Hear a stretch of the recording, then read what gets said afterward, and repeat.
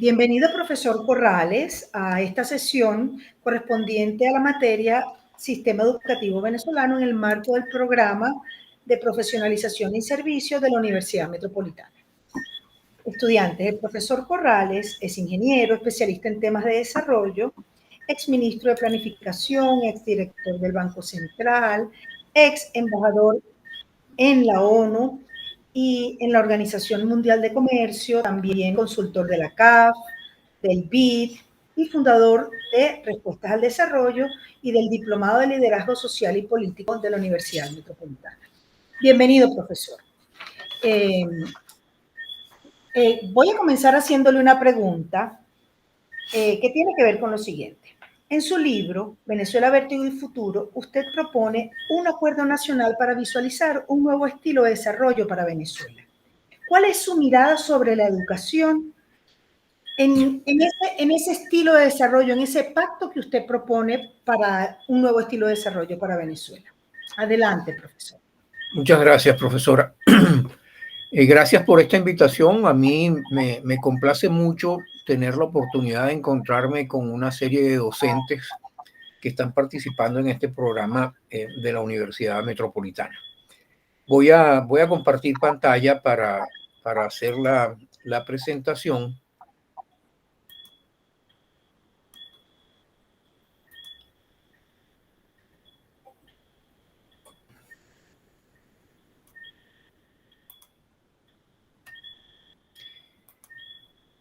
Voy a tratar de responder su pregunta haciendo una corta introducción sobre lo que significa la educación en cualquier proceso de desarrollo para lograr libertad y para lograr lo que se ha llamado el desarrollo humano sostenible.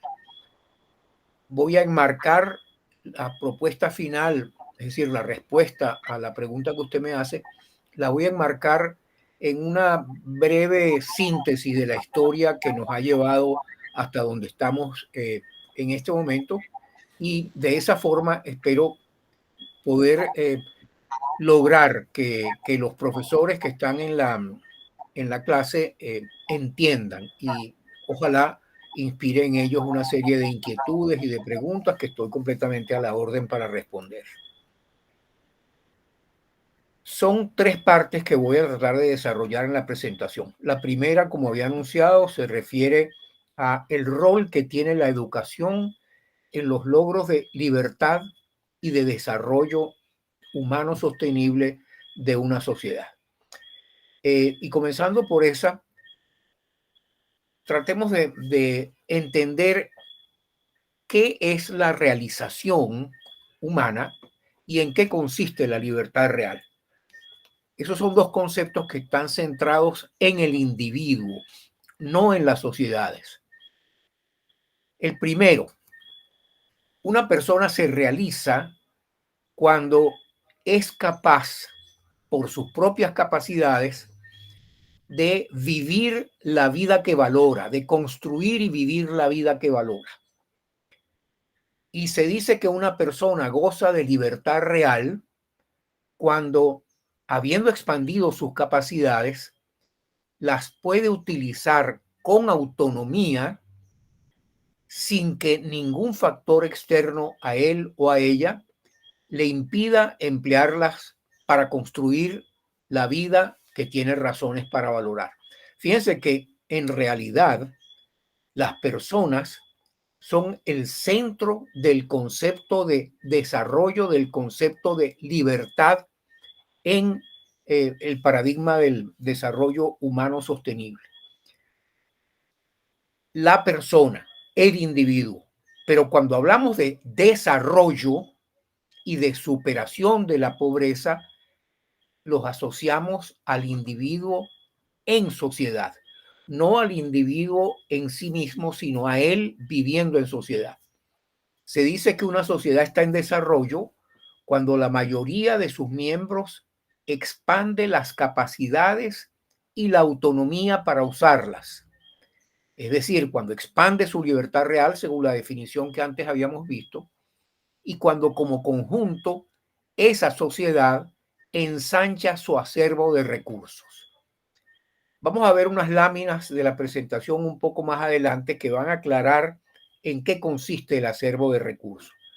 Por lo pronto, entendamos que un individuo puede generar capacidades cuando tiene acceso a recursos como por ejemplo el capital económico, cuando tiene acceso a los recursos naturales, a lo que se suele llamar el capital natural, y cuando tiene acceso a la formación de capital humano.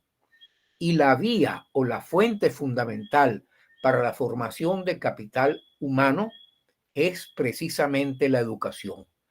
Hay dos vías para ampliar el capital humano. Una es la educación y otra es la atención de salud.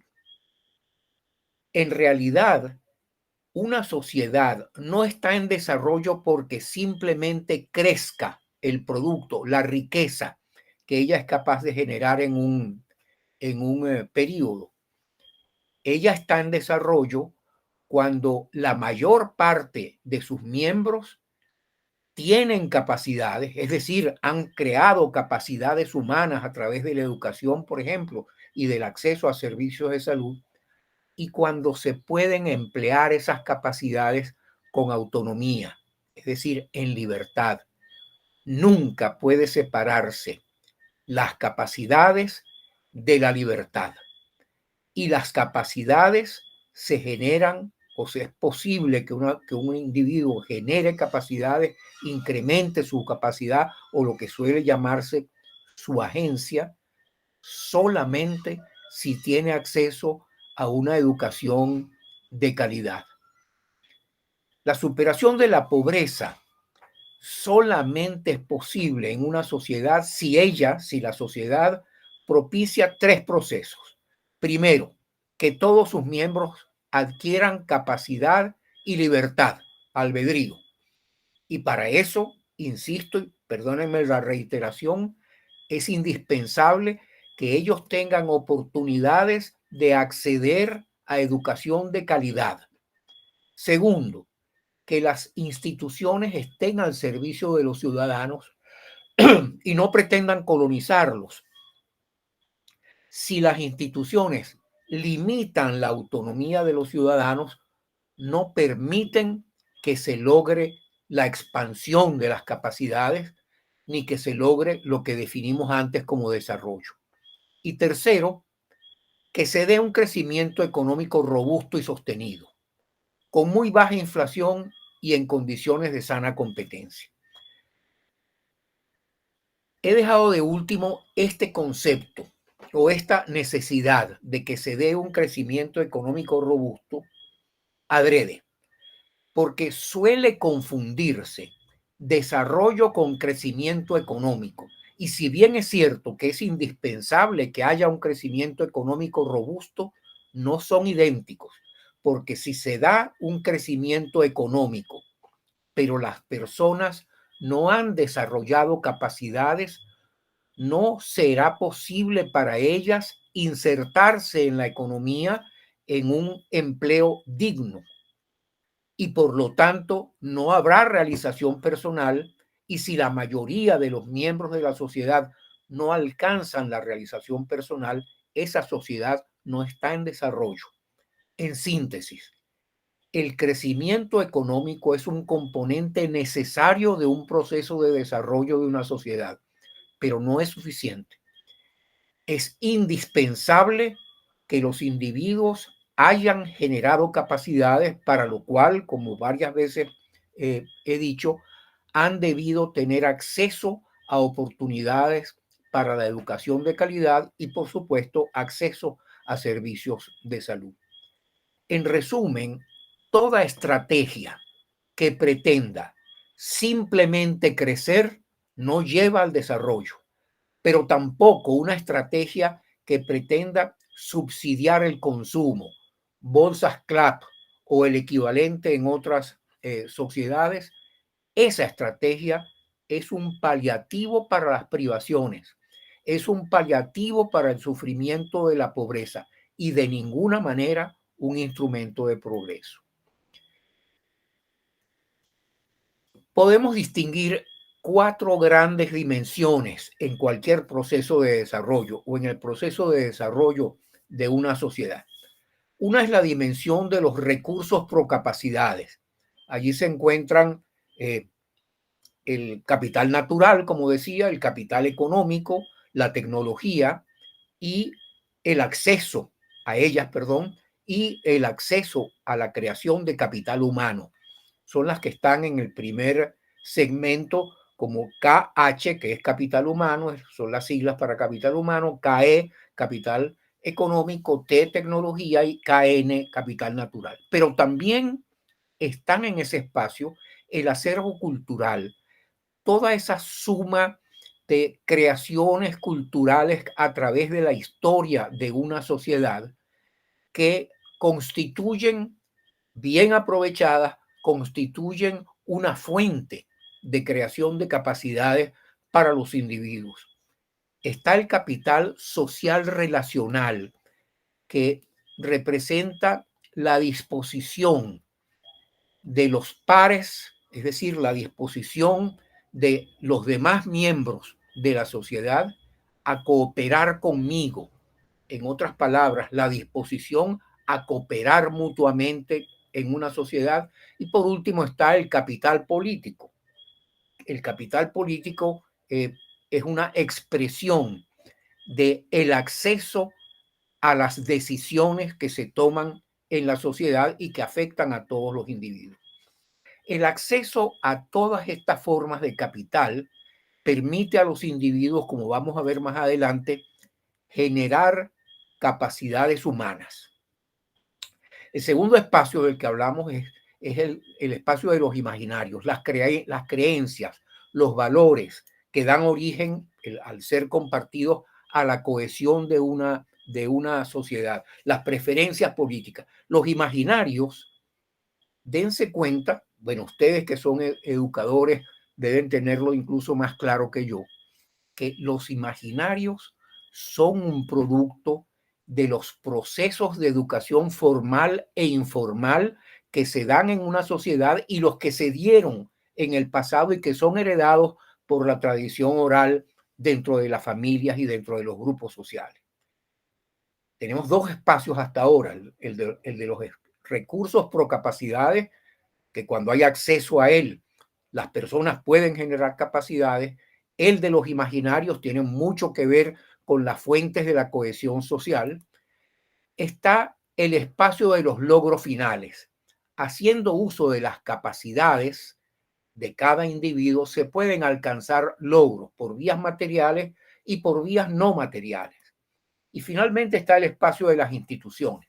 Y vamos a entender por instituciones a las reglas. Hay quienes las llaman las reglas del juego. Se trata de derechos, leyes y normas, políticas públicas, sistemas de gobierno.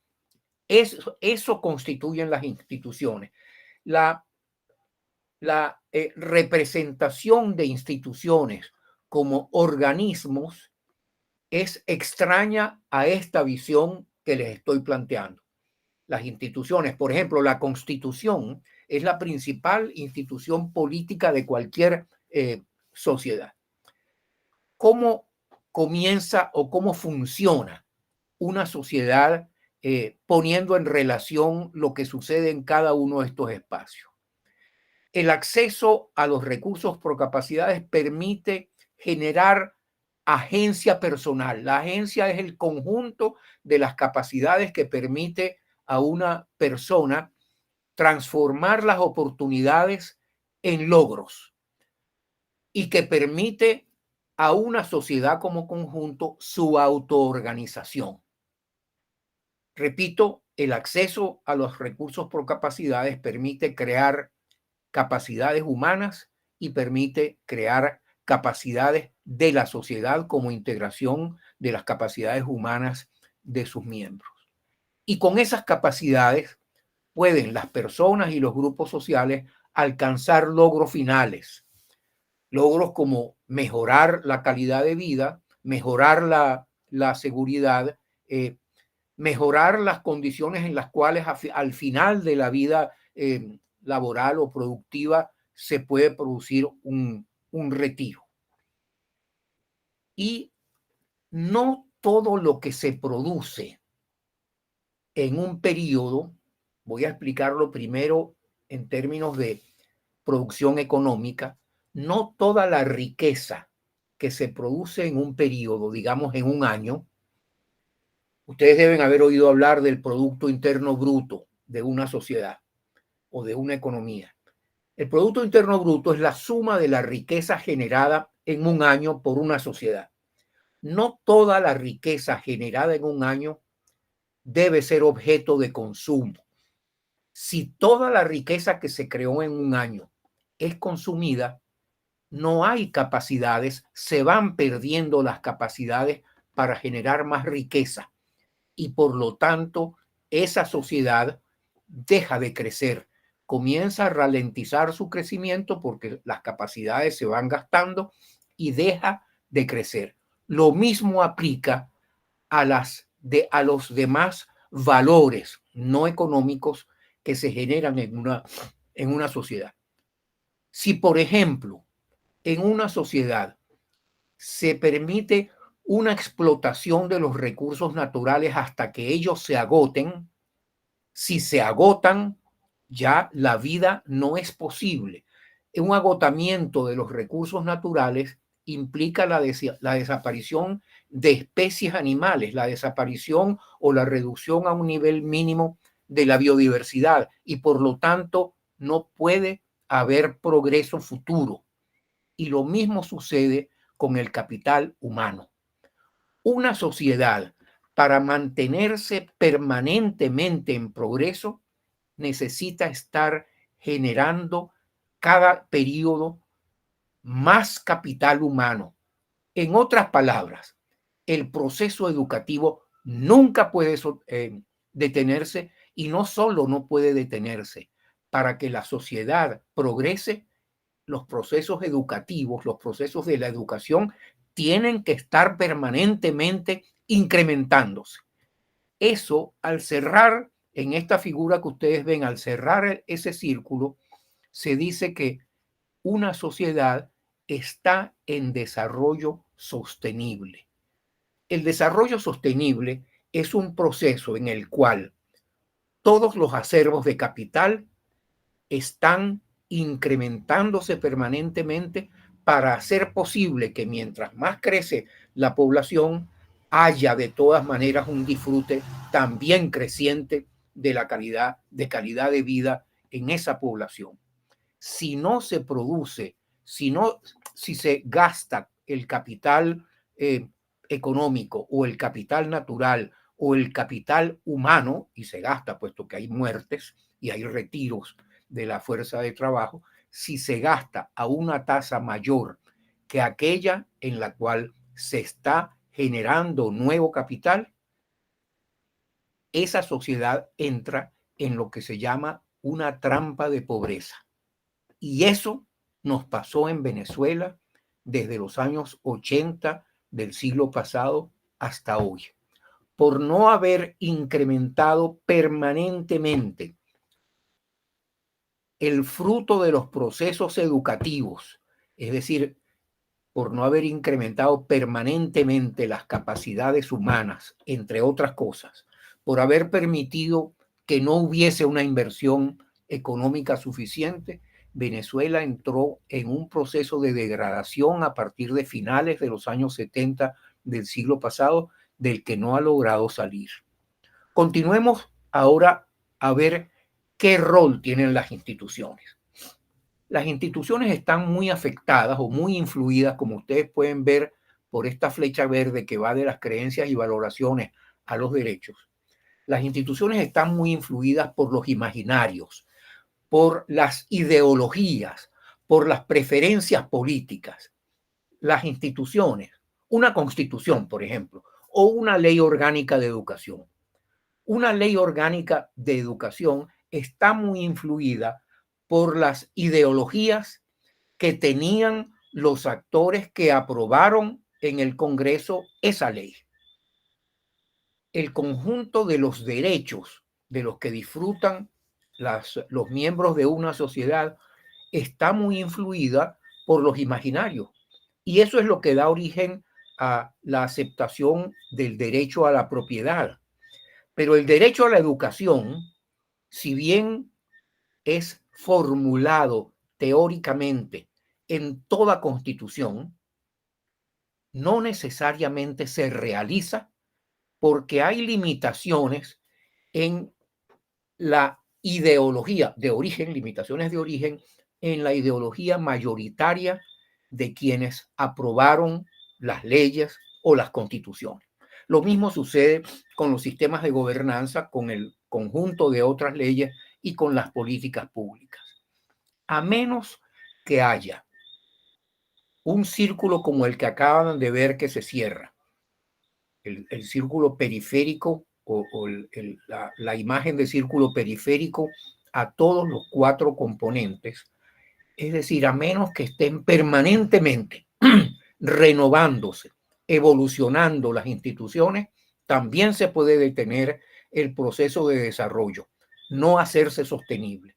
Se puede hablar entonces de una sostenibilidad de recursos, que fue la que antes intenté explicar, es decir, no se pueden gastar los recursos a una tasa mayor que aquella con la cual se están creando nuevos recursos. Y si nos detenemos en la educación, no puede haber un retiro de capital humano de la fuerza de trabajo de la sociedad a una tasa mayor que aquella en la cual se está creando capital humano.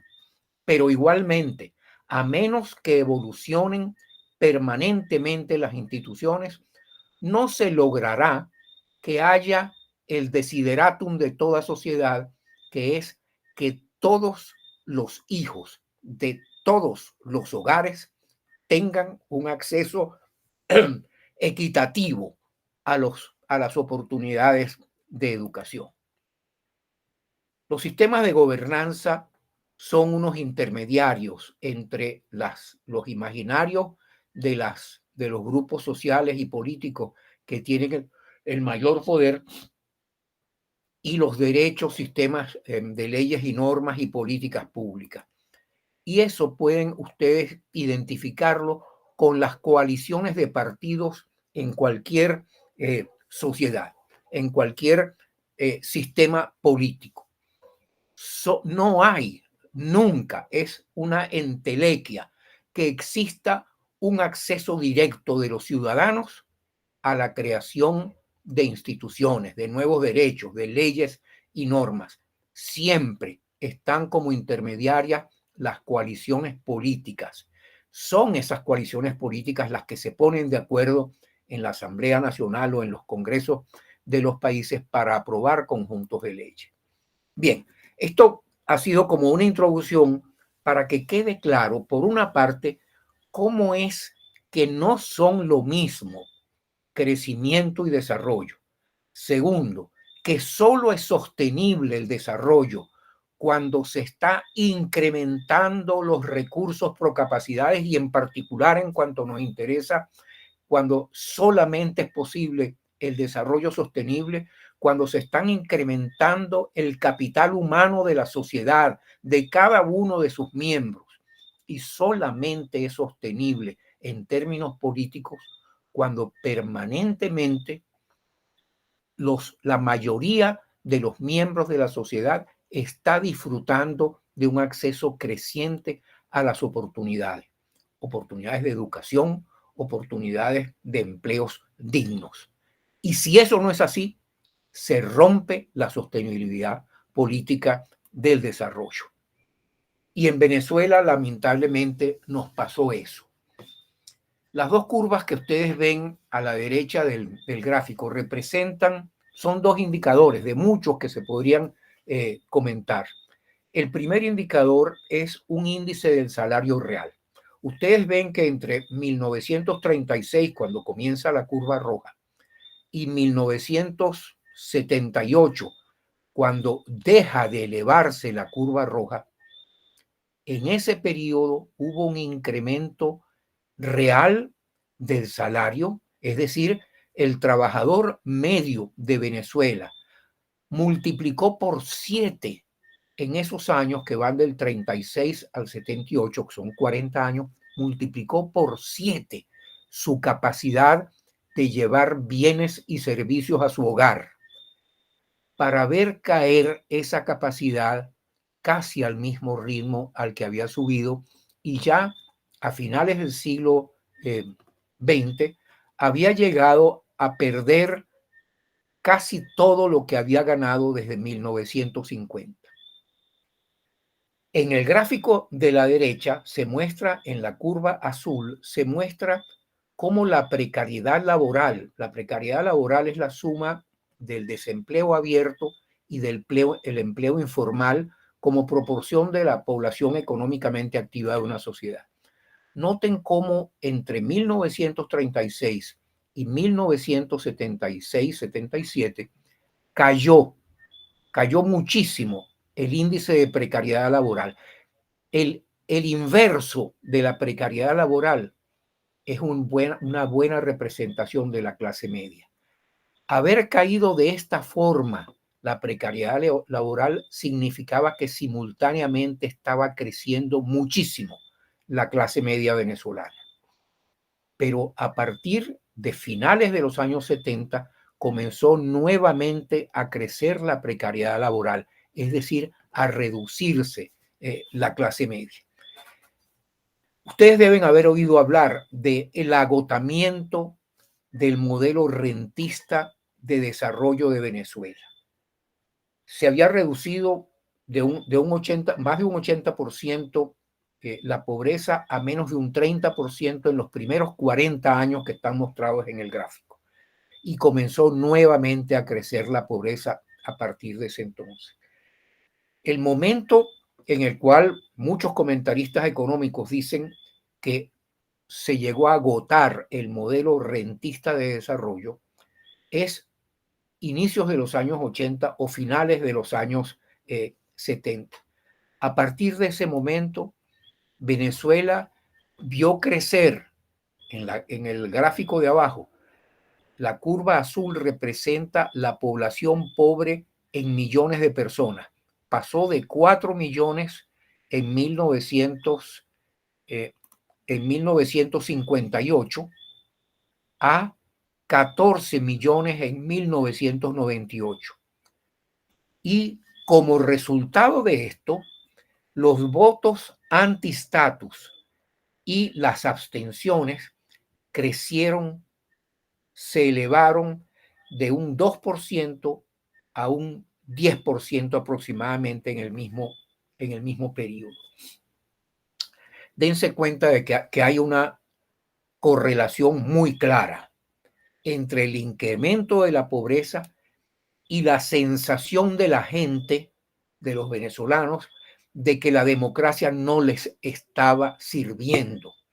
Y por eso el agotamiento del modelo rentista de desarrollo acabó con la democracia venezolana. En realidad, habría que decir que democracia no es simplemente garantizar elecciones libres. La democracia tiene como función primordial asegurar que todos los ciudadanos, todos los miembros de una sociedad tienen oportunidades para progresar y para vivir en libertad. Y por deformaciones del modelo rentista de desarrollo que ahora voy a intentar explicar, a partir de los años 80, la democracia se deformó, perdió su obligación de generar acceso a oportunidades de progreso y libertad para todos. ¿Por qué el modelo rentista de desarrollo se asocia a la pérdida de libertades y a la pérdida de capacidades? No se trata de que dependamos del petróleo. Se puede perfectamente depender de las exportaciones petroleras y no estar en una lógica rentista. La lógica rentista es una en la cual progresivamente el Estado va tomando las decisiones que afectan a toda la sociedad sin consultarla. Va comenzando a decidir y a ponerse por encima del ciudadano, apoyándose en el hecho de que la renta que él capta, él puede decidir en qué aplicarla, a quiénes darle oportunidades de captura de renta y a quiénes no dársela.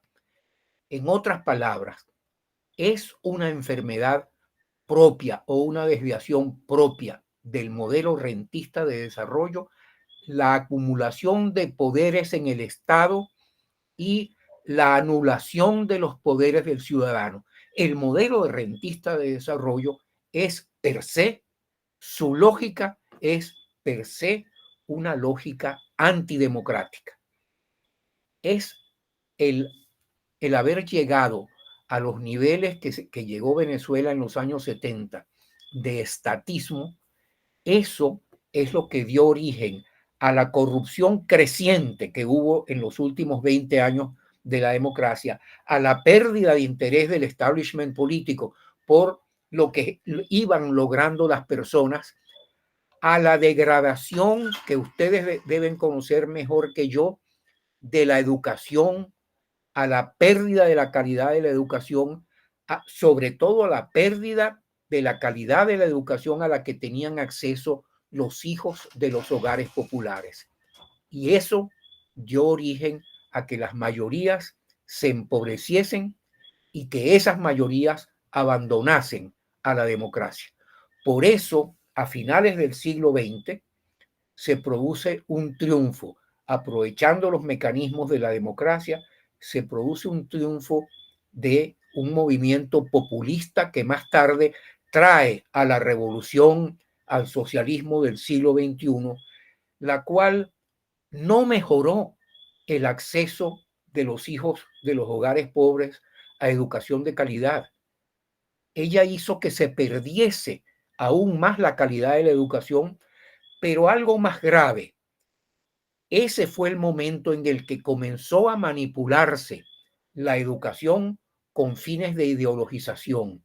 En términos de lo que vimos en aquellos gráficos sobre los 4 espacios o las 4 dimensiones de un proceso de desarrollo, la educación se convirtió en un instrumento para intervenir los imaginarios, para promover la confrontación de clases y de esa manera romper el tejido social venezolano y promover una confrontación permanente entre los venezolanos que le dio, como le ha dado en todos los países donde ese modelo se aplicó, que le dio permanencia en el poder a un grupo que había entrado ofreciendo mejoras en la calidad de la educación, mejoras en el acceso de los hogares pobres a todas las oportunidades, cosa que no sucedió. Como ustedes pueden ver en el gráfico de la derecha arriba, la pobreza venezolana comenzó a crecer desde los años 80, se redujo ligeramente durante el boom de precios de petróleo de los años 2004 a 2013, para luego saltar a niveles como nunca había vivido Venezuela. En realidad, el arribo de cualquier liderazgo populista siempre se produce apalancándose en las frustraciones de algún grupo social. Promueve que haya confrontaciones aún mayores, que haya polarizaciones mayores, porque esa es la manera de capturar las instituciones. Y llega a instalarse un sistema autocrático en el cual la raíz misma de la educación, que es la creación de capacidades y libertades, pierde todo sentido. Deja de suceder. Y no es por accidente que la educación pública venezolana se haya deteriorado de la manera que se deterioró en los últimos años. El gráfico de abajo muestra algo que es bien interesante. La curva roja representa a Venezuela, representa el cociente que hay entre el Producto Interno Bruto per cápita venezolano y el Producto Interno Bruto per cápita promedio de los países desarrollados. Por eso la curva azul representa en porcentajes el número 100, porque los países desarrollados son el patrón, son 100%, y la curva roja, vean ustedes cómo Venezuela desde los años 1915, 1920, comienza a crecer la curva venezolana, es decir, a acercarse el Producto Interno Bruto per cápita de Venezuela al de los países desarrollados. Hay una pequeña caída en el comienzo de la Segunda Guerra Mundial, para luego dispararse y mantenerse por 25 años el Producto Interno Bruto per cápita de Venezuela por encima del Producto Interno Bruto per cápita promedio de los países desarrollados. Yo hice por primera vez estos cálculos basados en estadísticas mundiales de las Naciones Unidas. Lo hice como 7 veces porque no podía creer que Venezuela hubiese estado en algún momento con productos brutos per cápita superiores a los de los países desarrollados, pero es completamente cierto. Pero comenzó a caer y no ha parado de caer. Y Venezuela en la actualidad, o en 2022, que es el último dato que alimenta a este gráfico, se encuentra en niveles relativos a los países desarrollados peores a los que tuvo en toda la historia de las estadísticas venezolanas, que comienza en 1870.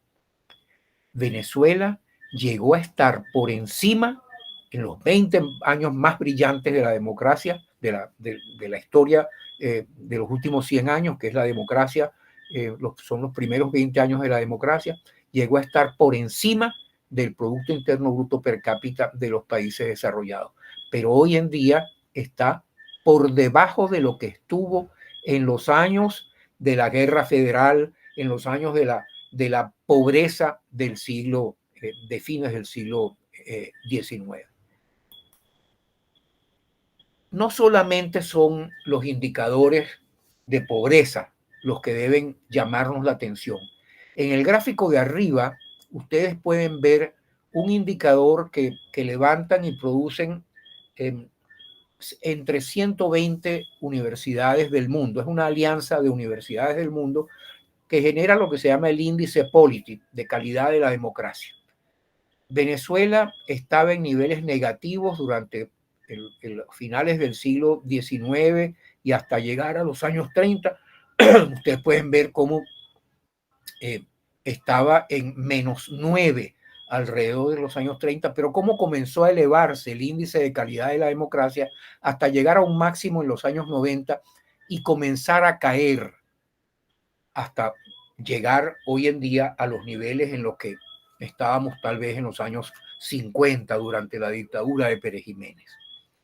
En realidad, la democracia y el desarrollo van juntos. Es más, la democracia es un rasgo del desarrollo. Como la educación es un motor fundamental del desarrollo y se deteriora cuando se deteriora la democracia o la libertad. Vivimos en un círculo vicioso en Venezuela, en una trampa de pobreza desde los finales de los años 70. ¿Qué debemos sacar como conclusiones del análisis corto de la historia de los últimos 100 años de Venezuela? Lo primero es que la democracia no tiene como finalidad única ni principal que haya elecciones libres. El propósito y el fin último de la democracia es la gestión del progreso, el acceso efectivo a la creación de capacidades, es decir, a la educación, y la garantía de que todos los miembros de la sociedad pueden pueden emplear sus capacidades para su propia realización. Pudiéramos, por supuesto, sobresimplificar, como estoy pretendiendo en este momento, entre los propósitos fundamentales de la democracia, garantizar el acceso efectivo a la educación de excelencia a los hijos de todos los hogares venezolanos y garantizar la oportunidad de que los venezolanos empleen sus capacidades para su propia realización. La educación es base del desarrollo y de la libertad. Y la segunda gran conclusión es que no se puede descuidar la práctica de la democracia o reconocer que solamente tiene como finalidad las elecciones libres. Perdónenme la reiteración, pero eso es algo que no puede dejar de insistirse, porque los venezolanos nos acostumbramos en los últimos 20 años de la democracia, y por eso la perdimos, a que democracia era ir a votar cada 5 años. ¿Qué debemos conservar y qué deberíamos abandonar de ese pasado que acabo de comentar por encima? Primero, tenemos que conservar la experiencia, pero segundo, reducir de aquí en adelante. Yo creo que la mayoría de los venezolanos compartimos la idea de que tenemos que recuperar un espacio vital de libertad para cada uno de nosotros y de democracia para el conjunto de la sociedad.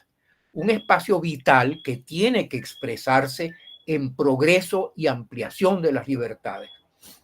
Solo si creamos condiciones para ello, podremos mantener una democracia que ojalá recuperemos. La segunda gran conclusión es que reducir la pobreza es central, y eso no se logra con subsidios, no se logra solamente con crecimiento, se logra con crecimiento siempre y cuando se estén creando capacidades humanas, es decir, siempre y cuando el proceso educativo esté ampliando el acceso nuevamente a los hijos de todos los hogares a una educación de excelencia. Cuando iniciemos la transición a un nuevo estilo de desarrollo, que implica además una transición, que implica, por supuesto, superar el sistema rentista, pero entrar a una nueva democracia, habrá riesgos, tanto internos como externos, a la democracia. Habrá riesgos geopolíticos, es decir, riesgos de política internacional. Venezuela tiene que alejarse, dejar de ser un protagonista del conflicto global, dejar de ser un instrumento del conflicto del terrorismo. A mí realmente me ha no solo entristecido, me ha producido algo como un desasosiego ver las declaraciones del presidente de Venezuela apoyando al terrorismo de Hamás, que hizo lo que hizo o sigue haciéndolo en Israel, y dejar de participar o de dar apoyo al narcotráfico. Esos son riesgos geopolíticos que debemos reducir a un mínimo. Los riesgos económicos, el principal riesgo económico es que Venezuela sea incapaz de lograr un alto crecimiento económico por no atraer suficiente inversión extranjera directa o por carecer de capacidad de absorción para esas inversiones. Y los riesgos sociales y políticos son de que perdamos nuevamente la democracia ante un nuevo populismo disruptor, porque hay populismos de izquierda y de derecha donde quiera. Y no, lamentablemente no podemos negar que hay raíces populistas dentro de los partidos que se dicen partidos democráticos. Y la vacuna, el remedio contra el populismo disruptor es que seamos capaces de crecer con inclusión social, lo que solo es posible, nuevamente, y me perdonan la reiteración, si hay acceso a la educación de excelencia para los hijos de todos los hogares.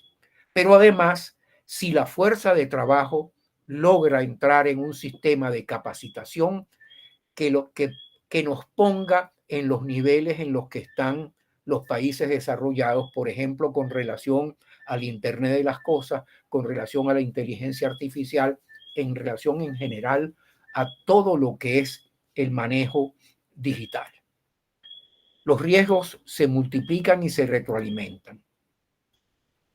Y la principal estrategia para anular los riesgos económicos y los riesgos sociales y políticos son una estrategia de crecimiento y creación de capacidades, léase nuevamente, creación de capacidades humanas a través de la educación y la salud, por ejemplo, que estén alineadas con la cuarta revolución industrial, eso es lo que quiere decir 4RI, y con los objetivos de desarrollo sostenible de las Naciones Unidas. Y fundamentalmente para el periodo de transición, una estrategia con la cual doy respuesta finalmente a la pregunta que me hiciera la profesora Angarita, que consiste en un pacto de políticas públicas para el progreso de todos. El progreso, el que no hubiese habido progreso para todos, nos llevó a la pérdida de la democracia y a la crisis terrible que estamos viviendo en este momento. Es indispensable un pacto en el que todos participemos para que todos puedan progresar. Y ese pacto se plantea en términos de 6 componentes. Un primer componente es un componente económico. Tiene que haber una reforma regulatoria de la economía para que seamos capaces de atraer inversión extranjera e inversión nacional y para que consolidemos una economía de mercado. Solo así seremos capaces de tener un crecimiento robusto, una reducida huella ambiental y una baja inflación.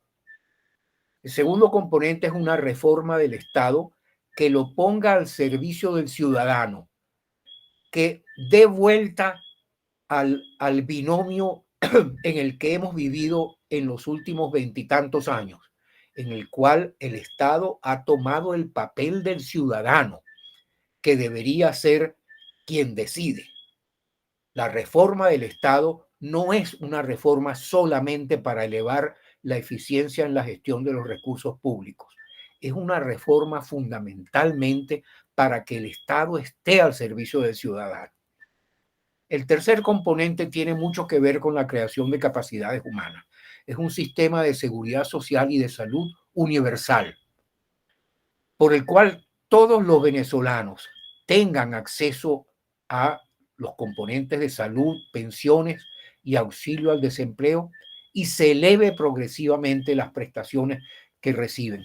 Los venezolanos no cuentan con un servicio o con un sistema de salud y de prestaciones y de protección social desde los años 80, cuando quebró por segunda vez el Seguro Social, que ha quebrado después de eso otras 3 veces. El cuarto componente tiene mucho que ver con el hábitat en el que vive más del 70% de la población venezolana, más del 60%, perdón, de la población venezolana. Perdón, ese es el quinto componente, que es el mejoramiento progresivo de los barrios.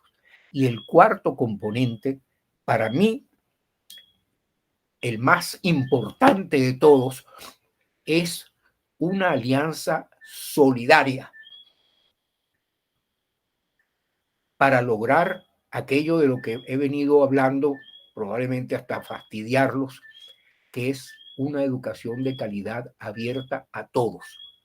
Lamentablemente, el Estado, que está en el suelo y que ha dejado deshilacharse al sistema público de educación, el Estado no va a ser capaz en las primeras de cambio de asegurar esto, de dar acceso real a una educación de calidad para todos. Por eso es importante que todos los venezolanos, que la educación privada, que a las asociaciones de profesores tengan una disposición a la acción solidaria. Hay que asumir que la educación de calidad es el paso, es el peldaño primero del desarrollo, pero no solamente eso, es la palanca fundamental de la libertad. Y por eso el pacto para el progreso de todos tiene para mí como eje fundamental la Alianza Solidaria para una educación de calidad abierta a todos. Esos 5 componentes deben ser cruzados como componente transversal por la participación de la diáspora en todos los programas. Esta es una manera de que no se pierda la conexión de 8 millones de venezolanos que han salido del país, que no se pierda esa conexión con quienes estamos aquí. Bueno, muchísimas gracias y me perdonan porque probablemente me pasé bastante del tiempo que tenía previsto. Muchísimas gracias, profesor, por su entrega. Y bueno, yo he anotado muchas ideas durante toda la conversación que usted, el diálogo que usted tuvo. Y bueno, rescato algunos puntos generales, ¿no? Usted habló de la realización humana y como la capacidad de construir y vivir la vida que toda persona tiene para valorar también el concepto de libertad, habló también del concepto de desarrollo, habló de la necesidad de la superación de la pobreza, de la capacidad y oportunidades para acceder a la educación. Y tomé muchísimas notas, habló muy importante cuando dijo que el desarrollo y el crecimiento económico no son sinónimos, que desarrollo económico por sí solo no produce desarrollo y se necesita de crear capacidades. Y sí, como usted lo dijo, fue muy insistente en mirar el rol de la educación y del generar capacidades para todos los miembros de una sociedad como principio de libertad y de desarrollo, ¿no? Solo es sostenible el desarrollo cuando se incrementa el capital humano de su sociedad y la mayoría disfruta de acceso a oportunidades dignas. Por aquí, a ver, estoy tratando de someramente, muy por encima de citar alguna de sus palabras, de todas sus palabras. A ver, democracia. Todos los miembros pueden progresar para vivir en libertad. Por aquí también habló de la trampa de pobreza en la que nos conseguimos comenzando hacia la década de los 90. También habló de la educación como motor fundamental del desarrollo y lo repitió varias veces. Y habló que la democracia tiene que garantizar el acceso a la educación de excelencia para todos, ¿no? Y fue insistente en esta visión de futuro, en construir ese pacto, esa alianza para crear una educación de calidad y que tenga participación la diáspora, ¿no? También importante en esta mirada hacia futuro, habló de ese pacto de políticas públicas con sus 6 componentes, el económico, haciendo nuevas regulaciones también, poniendo el Estado al servicio del ciudadano. Esta alianza que ya cité también habló del mejoramiento de los barrios. Profesor, esto es muy interesante. Yo creo que estos educadores van a reflexionar mucho con esta presentación suya y yo le voy a hacer llegar las preguntas que ellos tengan para que usted pueda respondérselas. Así que le doy muchísimas gracias. Es un aporte muy valioso para estos jóvenes y adultos venezolanos. Son profesores de todas las edades y están buscando rutas o están buscando caminos para generar un impacto y construir con su semillita a esa reconstrucción de Venezuela. Estoy segura que sus palabras, su disertación va a ser muy, muy valiosa para ellos. Le doy las gracias, profesor. Si usted quiere, puede dejar de compartir pantalla.